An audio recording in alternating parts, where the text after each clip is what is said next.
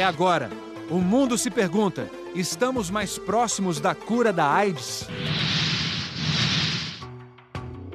Uma doença quase 100% fatal.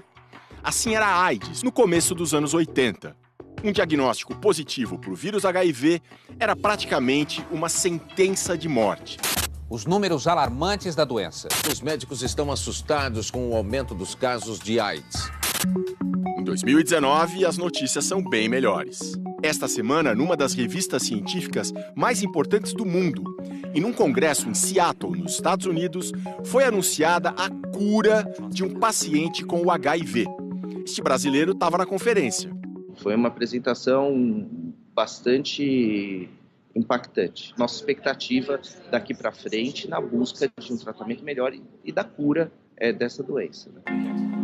É apenas a segunda vez na história em que o paciente fica livre do HIV. A primeira foi há 12 anos, mas desde então... Se tentou várias outras vezes, mas infelizmente até agora as outras tentativas fracassaram. Porque é um procedimento extremamente agressivo. Você tem que ter um paciente que vive com HIV, que está em tratamento, que tem uma doença hematológica, um câncer hematológico.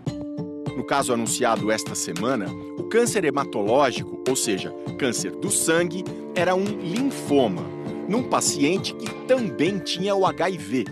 O que se fez foi um transplante de medula óssea para curar o linfoma e que acabou curando também a AIDS. No transplante, os médicos primeiro retiram a medula óssea de um doador.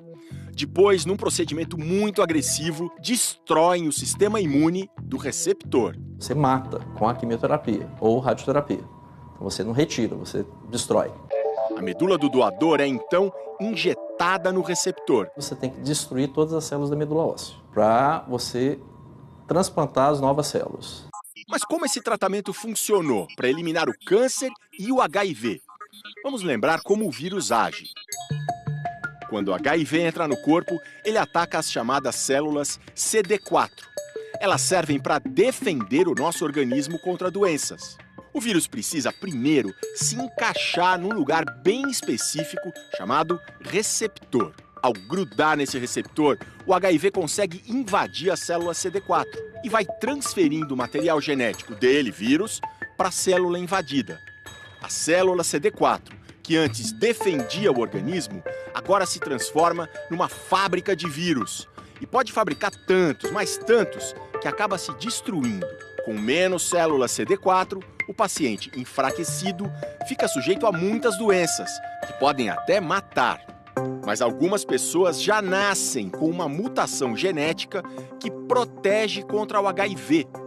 Porque a célula CD4 dessas pessoas não tem uma parte dos receptores onde o vírus se liga. Então, ele não consegue invadir as células. E não há contaminação. Essa foi a chave para o tratamento anunciado esta semana. O doador de medula tinha a mutação natural que protege contra o HIV. Funcionou, mas não é fácil. Você precisa achar um doador para essa pessoa que seja compatível. E dentre os compatíveis, tem que achar um que tem essa mutação que ocorre em menos de 1% da população.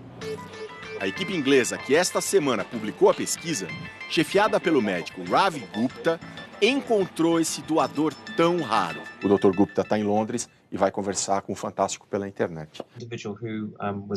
O paciente tinha linfoma, passou por vários tratamentos, mas o câncer sempre voltava.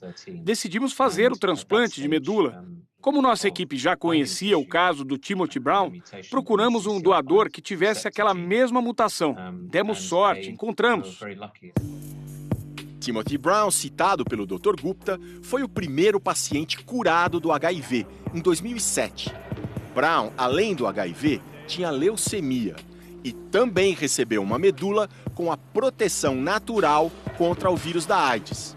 Está vivo até hoje e falou esta semana no Congresso de Seattle.